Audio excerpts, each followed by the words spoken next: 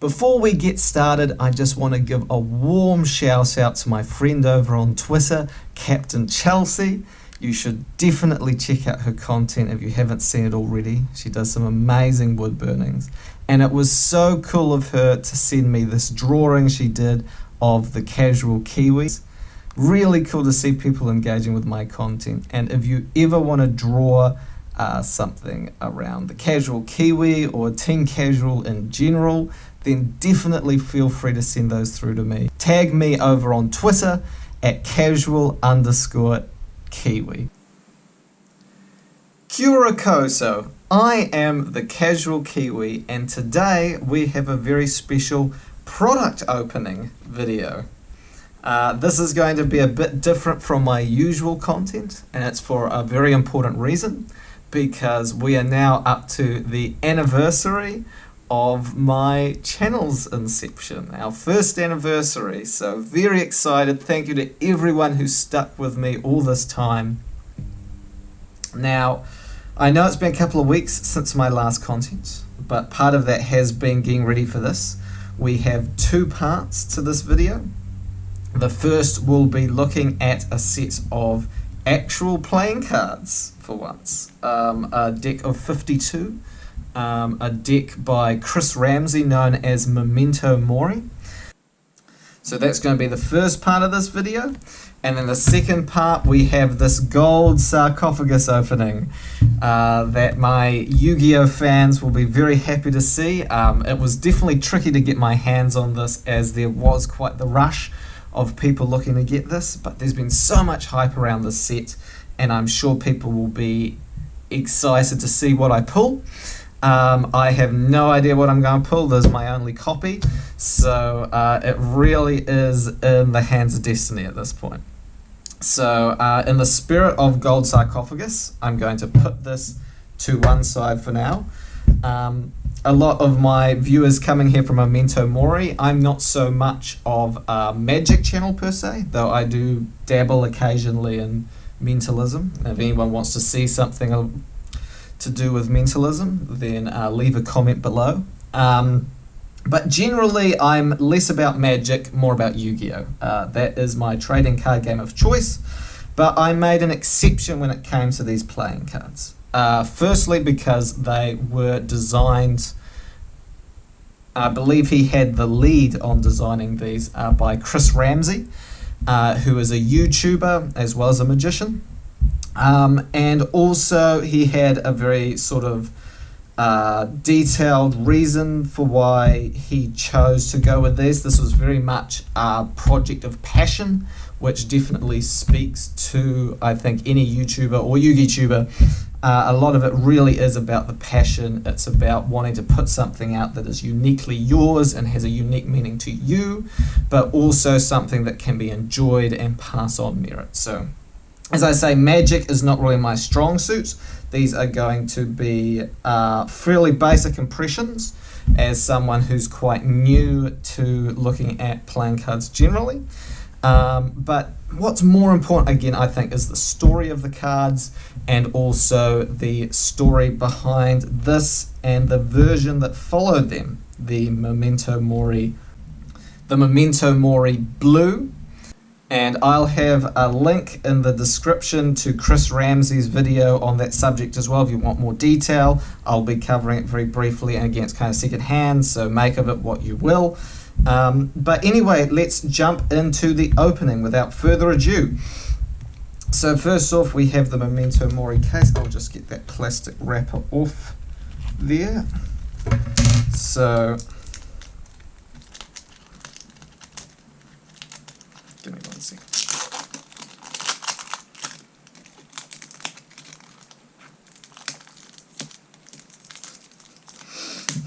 It's not wanting to come off.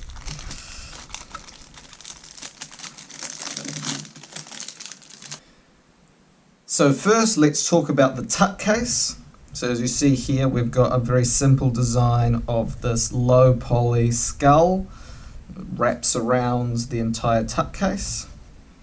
Other than that, it's very plain packaging that you have there.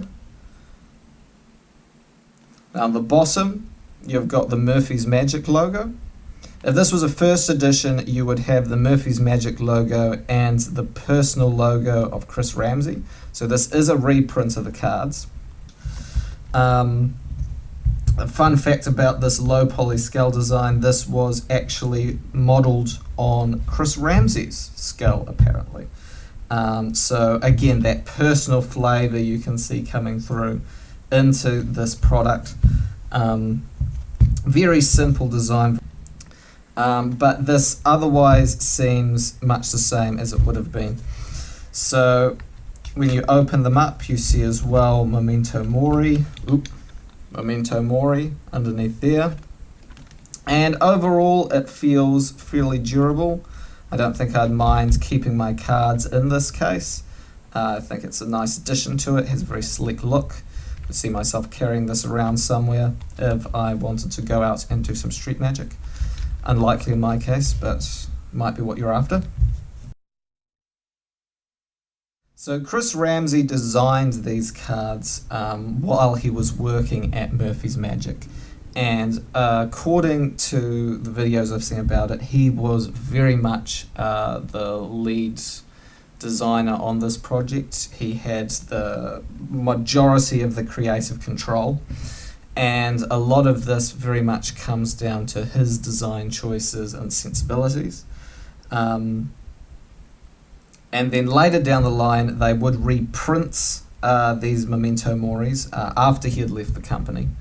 And they printed them in a blue version. And they also printed other versions down the line. But from what I understand, there was very little consultation given with Mr. Ramsay about what was happening with the Memento Mori Blues that immediately followed these. And I will discuss some of the similarities between that design and what we have here. Now, if we open it up, there are some promos which come with this in addition to the main set of cards. So you get a black and white version of the back design. Could be good, for example, if you've got like a card trick where it's like, sign this card and then I'm going to find it for you in the deck. There's basically something you can slide in as like a replacement card, something like that. It's got the Murphy's Magic / Memento Mori on the back there. If you want to look that up, feel free. Not sure if that link still works. It's been a couple of years, but there we have it. Then in addition to that, and what I find really interesting, is this is Chris Ramsay's explanation of what Memento Mori means to him and the thought process that really went into this deck. So I'm just going to take a moment to read that out to you. Memento Mori, remember your mortality. Stemming from the medieval Latin theory and practice of reflection on mortality. It has been a ubiquitous part of human culture for centuries. From the philosophical to the artistic, the fascination, fear, and appreciation of death has consistently captivated and cultivated our imagination. Many practitioners of this theory kept with them artifacts or keepsakes which served as a reminder that the only thing certain in life was death.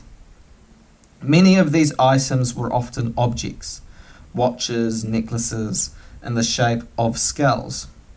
The low poly design for me represents a simplistic one, the bare bones of 3D creation and graphic art. The first steps of animation, or as I see it, the beginning of virtual life. Many historians believe that playing cards represented a deeper esoteric meaning. That each suit was one of the 4 seasons. Each card within a suit was one of the 13 phases of the moon. The 52 cards in a deck would represent the 52 weeks of the year, and together this would represent just 1 year of your life. A constant reminder of our fleeting time on Earth. This deck is my Memento Mori. Chris Ramsay. So again, I think this was not included in future editions of Memento Mori. The Memento Mori's Blue did not have this card. They were not associated by Chris Ramsay. Chris Ramsay was no longer with the company at that stage. From what I understand, he didn't get a courtesy call when the blue Memento Moris went out. And I think, again, you know, it was in this original version where you get the personal, where you get that intimate touch, where you get a card design which has got a lot of meaning and heart and passion put into it. So I can't say I'm purely objective on this one, but it was something that spiked my curiosity and made me want to seek out a copy of these cards. So we'll put that to one side.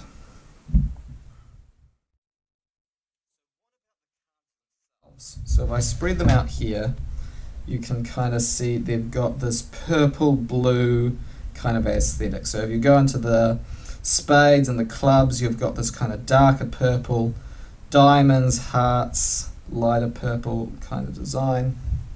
In terms of face cards, you've got here the two jokers with the Chris Ramsay logo on them. There's a low poly version of that. What's particularly interesting for Yu-Gi-Oh players is, I might be able to get up on the screen here, let's see. If I don't, that's going to suck, but you do what you can do. So if you look at this here, kind of looks a little bit like the Millennium Ring. You've got the 3 dots underneath and you've got this triangle shape here. But if you then turn it over and put it up like that, you've got, you know, the downwards triangle, you've got this coming up here, you've got the eye, you've kind of got the Millennium Puzzle going on. So I like that. There's a duality in the card, at least for Yu-Gi-Oh players. You've got that overall, yeah. That's just me nerding out for a second. So then again, you've got all the cards are done this low poly style. Something I didn't mention about the backs of the cards is that you'll see that they've got this kind of interesting fade out on the borders there. That's a very nice touch. You don't see that on a lot of playing cards, and it kind of gives them a slightly different aesthetic. And then you've got, you know, like the suit cards there, like there's a Jack of Spades, you've got Ace of Spades, how that looks kind of there. I think if there's one critique that could be perhaps leveled at it, it's that, you know, the purple and pink kind of design doesn't make them the easiest to differentiate between. You might find that these cards work better for you if, for example, you're into cardistry, you know, kind of doing creative like flips and designs and stuff like that. Again, not really my bag, but you know, looking at the back there, you've got this kind of nice, vivid, kind of rainbowy skull design going on. Again, with the Memento Mori's Blue, they were basically same as this, but everything was color shaded blue. So one of the things I find interesting about that particular design was that they kept the jokers the same. They did not change the joker color to make them so that they were not that Chris Ramsay logo there. No, that's still on the blue version. You can still get that. I might pick up a copy of Memento Mori Blue in the future. Again, if anyone wants to see something, you know, me trying to do some mentalism tricks, trying to do some cardistry things. I'm not the most talented person when it comes to flips and tricks. I'm probably not even going to try in this video because I would embarrass myself horribly. So that's it for the Memento Mori part of the video. If you'd like to see me doing more with this, playing around, trying a few mentalism things, then please comment below, let me know. Otherwise, I will put this away and we will move on to the more directly Yu-Gi-Oh related bit and bring back our Gold Sarcophagus tin, get into this opening. Now, a lot of people have been excited for this set. I'm definitely excited to be opening it. There's going to be my one and only box. So again, if you're only here for the Memento Mori stuff, then feel free to leave now. But for the rest of you who are still here, let's crack on into the opening, shall we? So I'm just going to cut along this plastic here, get that kind of opened up. Let's see if we can crack open this tin. Something I've always lamented with the Yu-Gi-Oh! Is how much plastic is involved. You know, the Memento Moris, I'm going to be holding on to that case. I'm going to be holding on to this, you know, I'm going to be using this with the deck of cards. Hopefully I'll also be using this with my Yu-Gi-Oh! Cards. It's got this kind of rectangular shape, which may be better for holding cards than other sort of mega tins we've had in the past, but I guess we'll have to see. I'll turn that around this way. So there's going to be some promos at the top, and then there's going to be 3 packs. And those, again, I don't usually do box openings, but it's a special day with the anniversary of the channel and everything. So I definitely want to give it a go. Let's hope for the best for my pulls. I'll explain everything as we go along. So let's open the seal. See what we've got.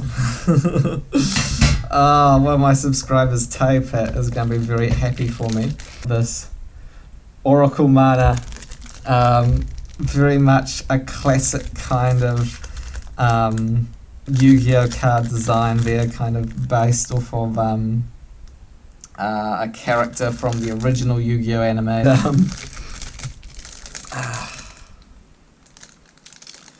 Let's get that open and see what else we have. So for our packs, so we've got, how do I do this? Oracle Mana, Exodia, the Legendary Defender. This, considering I play a lot of Lair of Darkness, which turns everything dark, this could be good. There's a new win condition card. If it destroys a dark monster in battle, then a Dark Fiend monster owned by your opponent is the specific wording there, then you win the duel. So that is pretty exciting to get. Then we have Dimension Shifter. So you could get 3 different ones in this pack for this kind of spot here. There was like one really meta-relevant card that you were going to get, and it was either Dimension Shifter, Nibiru, or Dark Ruler No More. I'm personally the most excited for Dark Ruler No More at the moment. I've been enjoying Super Poly a lot. It kind of has some similarities with Super Poly. Dimensions Shifter is more like Dark Law, where you get to, everything is banished instead of going to the graveyard, but you have to have no cards in your graveyard in order to use this effect. So it's very much you draw it turn 1 or it's no good. You know, it's kind of going max C kind of thing, risk reward. I might play it. Definitely glad I pulled it. But I was probably hoping for Dark Ruler No More, or maybe Nibiru, because that's kind of got some general application too. That's probably going to be the one that becomes the most meta relevant of the 3, but it's still all good to get. The Winged Dragon of Ra. Now I'm very excited to get this. So there was going to be some Egyptian gods here. I have copies of Obelisk and I have copies of Slifer. I had Obelisk in my very first profile, actually, Lyrilisk 1000. And that was in the side deck as kind of a spicy tech. But I've always wanted to get myself a copy of the Winged Dragon of Ra. And I finally have one, so very happy about that. And then we've got Raigeki. I wonder if we'll ever get this back from 1, but this is definitely a very nice rarity of it to have. It's one of these prismatic secret rares, I think is what they're called. I'd really love for them to do ghost rares again. I've always wanted to get my hands on more ghost rares, but Raigeki is such a good card. There's like the ultimate going second, blow out their entire board card, perhaps except for Dark Ruler No More, but tell me in the comments below, do you think Raigeki or Dark Ruler No More is the better card? But again, very nice to have. So that's it for the promos. So now we'll move on to the meat of the Gold Sarcophagus tin itself. We have 3 packs here with various Yu-Gi-Oh cards. What would I be most eager to pull? I mean, Borrel's Sword would be like an amazing kind of perfect case scenario. I still haven't got myself a copy of that. But any dangers would be really cool to get. Honestly, if I can just get some nice looking cards, then I'm going to be happy with this. See if I pull anything meta relevant. Maybe, maybe not. Let's just see how it all goes. So I'll start with this pack here in the middle. Crack that open.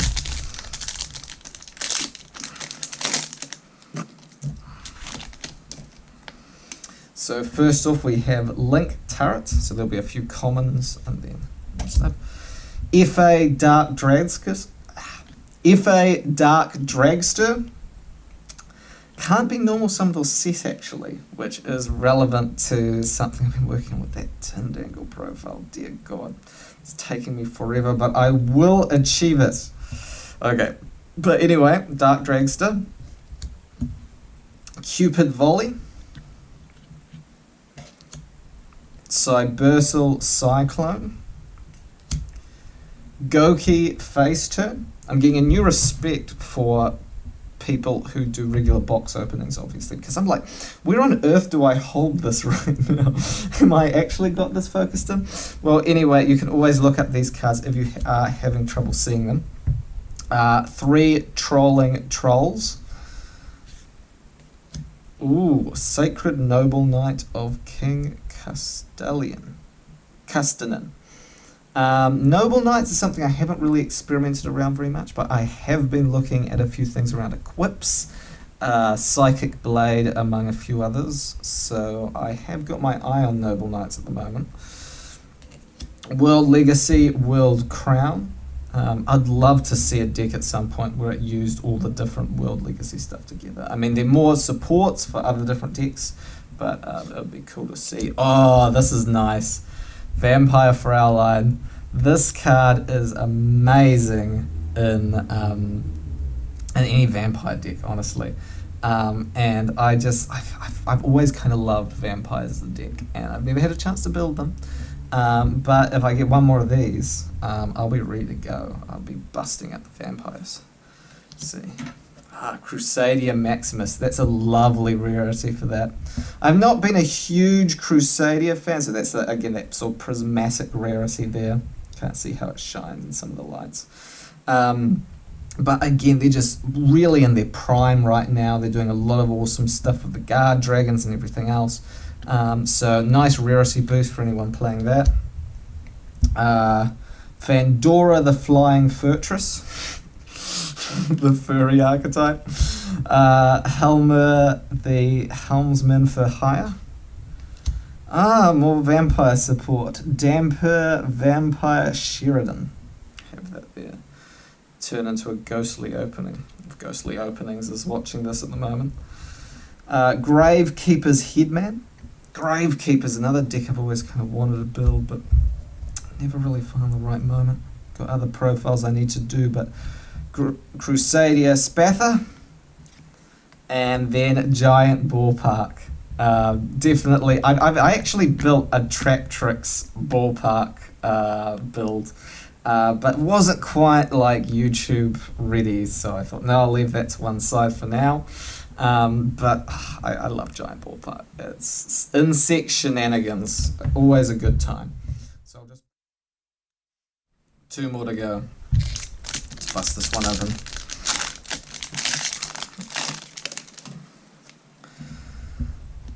So first we have Mamaki, Link Devotee, Mythical Institution, Vendread Nightmare. They really want us to play vampires, don't they? Or zombies of some description. But I mean, the Mega Tins are basically a collection of product from throughout the year. So I think it's just generally they want us to play vampires all year long. But I'm only noticing it now. Terrifying Toddler of Torment. Actually seen this teched into a few different Tindangle builds. Again, I see Tindangles as more of a Dark Fiend archetype than I do a Flip archetype, so I'm not huge on that, but you know, it's whatever feels right for you, go for it.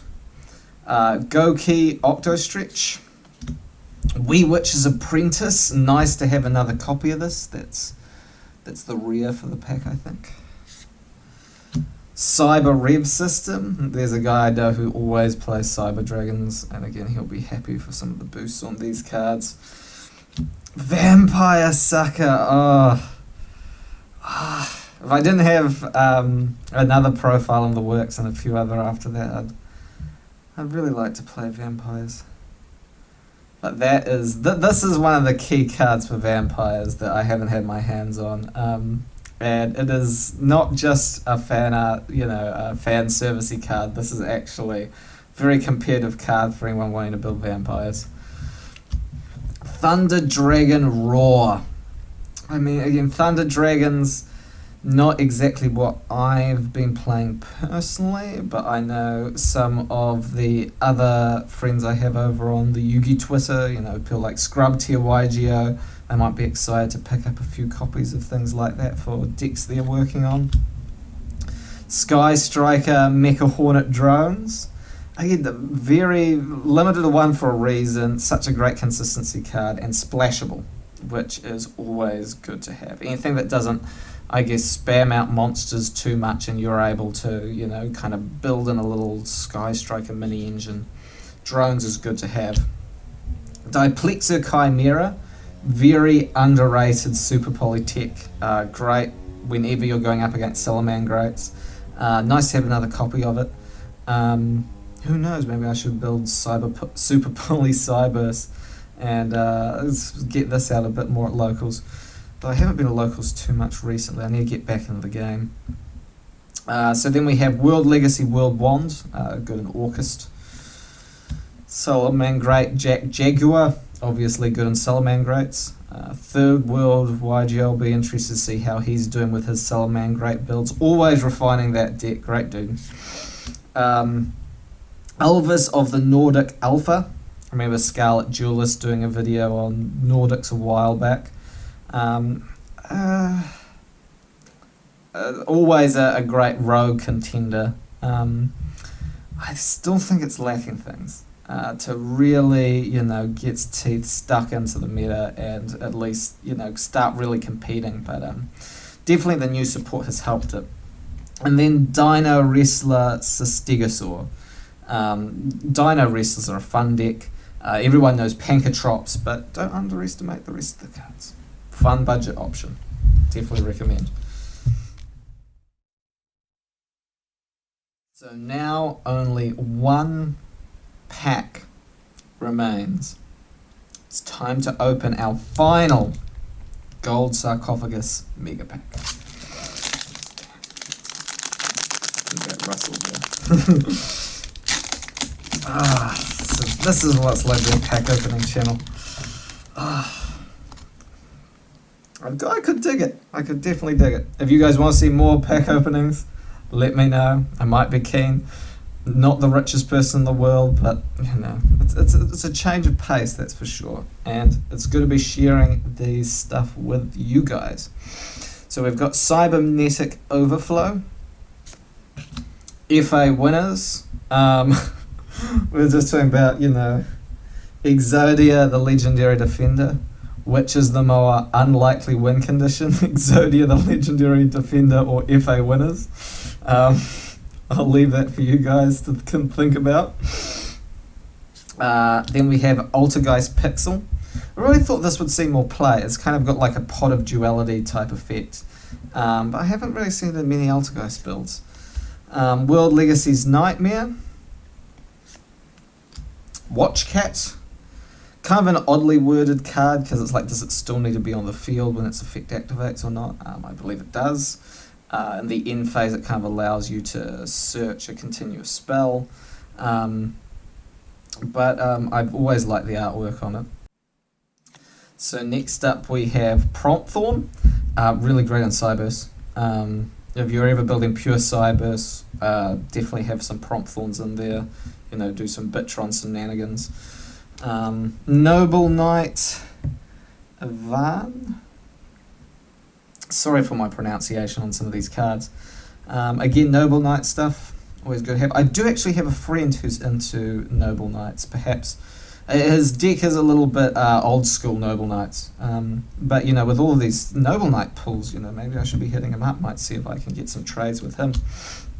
FA Dawn's Dragster, general good, level 7 negate synchro.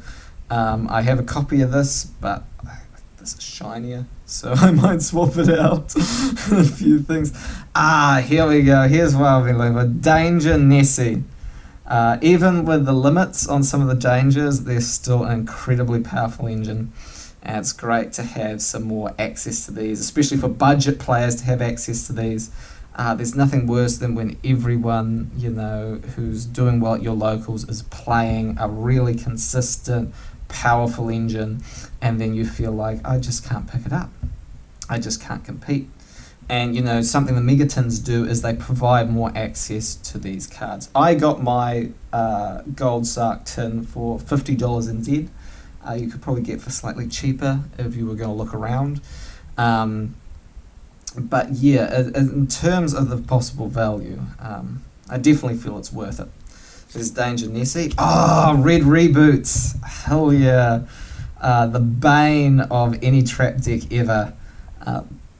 The counter trap as well itself, so kind of a rogue agent there, but Red Reboot, damn, we won't get my hands on some copies of this card. Very useful to have, and with slightly more control meta, definitely useful, very useful to have, and that rarity is very nice indeed. So that's a very nice pull. Will of the Salamangrates. Sky Striker multi-roll. Will we see further hits on this? Definitely a good card. Again, more stuff for Sky Striker players. Eat your heart out. Galaxy Circle. If you're into Galaxy Eye stuff, useful card. Patchwork Fluffle. Same deal if you're a Fluffle player. Clock Wyvern. Would have been nice to see a rarity boost on this for the all 5 of us who have tried out the Cyburst Fusion OTK shenanigans. But Clock Wyvern, decent card. And then finally, our last card of the opening, Vampire Red Baron. Definitely puts you in a spooky mood, doesn't it? For the end of the video.